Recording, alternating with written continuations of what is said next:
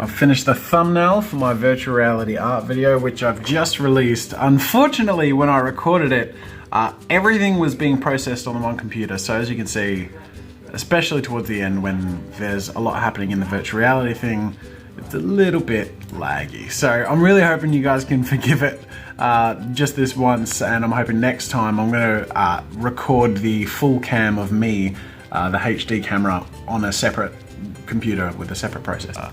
So I'm hoping that even with a stream, just the VR itself will be reasonable. Otherwise, this is my very first customized end card at the end of the video. Wait for it. There you go. He's in the holodeck. Look at the holodeck and look at the holodeck. Holodeck. I gotta say, I feel like the homepage of YouTube channels has certain feels to them, sort of hard to quantify, but like emotional or just subconscious feels to them. And I feel like at the moment, mine feels pretty cool. Only just because I feel like this way because I just released this VR video and I'd spent a lot of time on the thumbnail to make it really dynamic and exciting, and then that combined with the fact that I've the new channel branding up there, it feels really fun and exciting to me, and I'm so excited. Like, this is my first actual piece of content for the year. Even though there is that little bit of lag or whatever, I feel like it's really polished and I've worked really hard to make the thumbnail nice, ignoring, you know, the sale and all that stuff. Like, I feel like this and future content and then the way the channel presents itself, at the moment, I feel like the channel feels really nice. I've said the word feel a lot.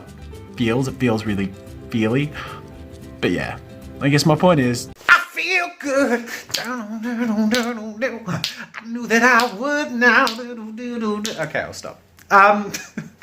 So, today's agenda, it is midday, so that's sort of, you know, a third of the day gone, but it's worth carefully crafting the release of the video. But now, yes, so for today, I'm actually going to be unboxing two Wacom devices and starting on the piece of content for the Wacom Intuos Straw. I won't get to editing, I don't think, but if I can get all that recording content done, that'll be good. But when it comes to unboxings, I like to have the stage set. I like to have a clear table with all of this stuff gone, moved, so that it's just me in the background. There's not much room in here, so I have to sort of make the room, but I feel like it presents better. So I'm gonna spend a bit of time cleaning up, clearing it all out, setting up several cameras. So I'll have a main camera, I'm gonna have two C920s running and another DSLR. So there'll be a total of 4 cameras.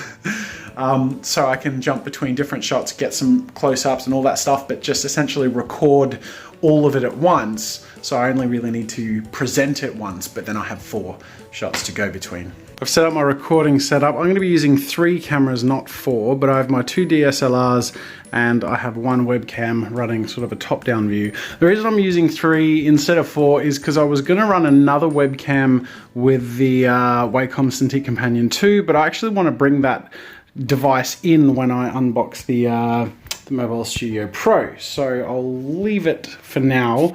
Otherwise, I'm happy with these camera angles. I'll be using my wireless lav microphone, and I need to set myself a reminder because already so far in this video I've been saying Wacom, but that is not how you pronounce Wacom.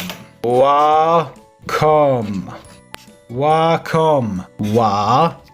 Wacom. This is going to be a really difficult habit to kick. G'day, ladies and gentlemen. G'day, ladies and gentlemen. Welcome to Draw with Jazza. I'm Jazza, and today we're going to be unboxing the Wacom Wacom.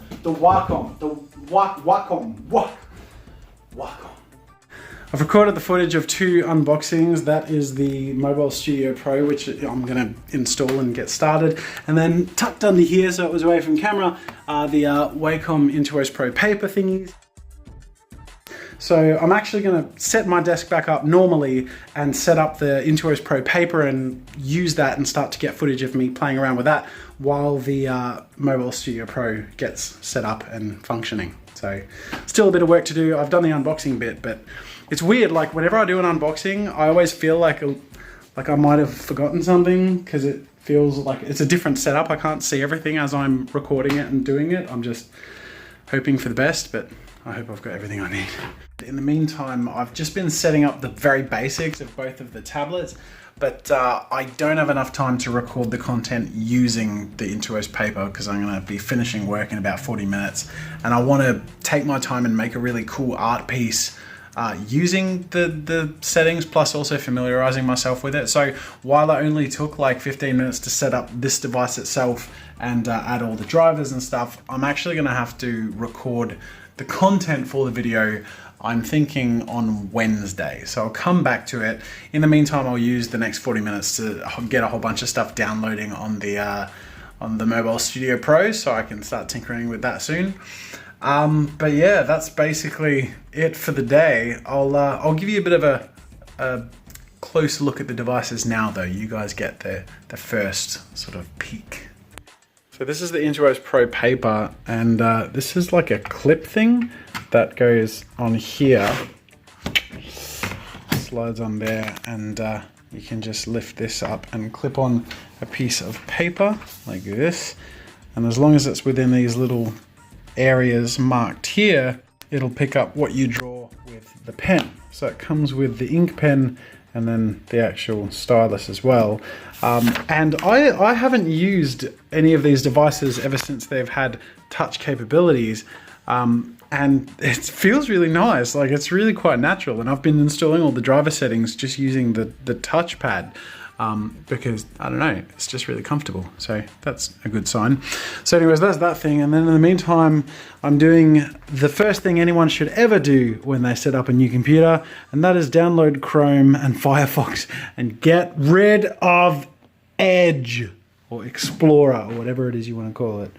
So yeah, that aside, I'm a little interested to see how I feel about the USB-C ports, since I don't have anything that uses USB-C, but I have ordered a couple of adapters for USB 2.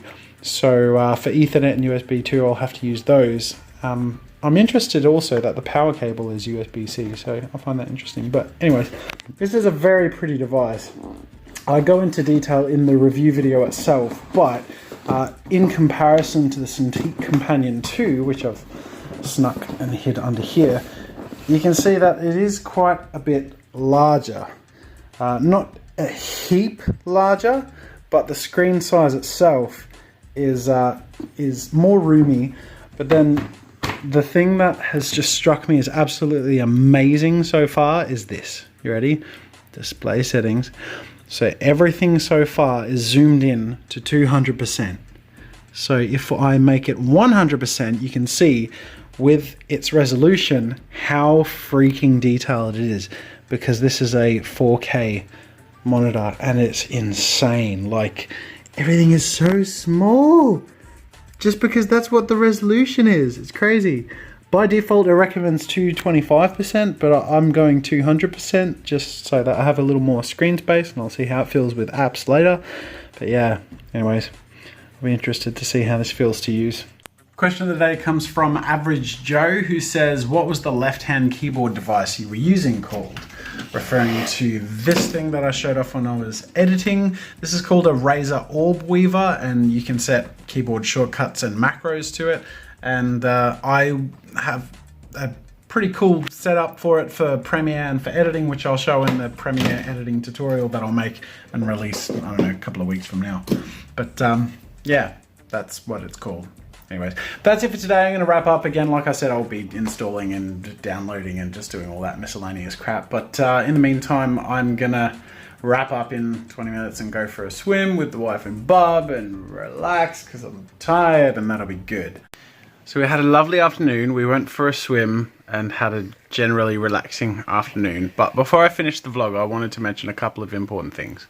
One, there's a VR stream tomorrow. Links are in the description. It'll be a big one, so join in. I've got a dog Jazza in. Check out his fluffy hair. I love it like that. I'm cropping the image now. So good. They'll zoom back. They'll rewind anyway. I never have my hair ungelled, but I haven't gelled it since the pool. It. How good does it look? Anyway, go on.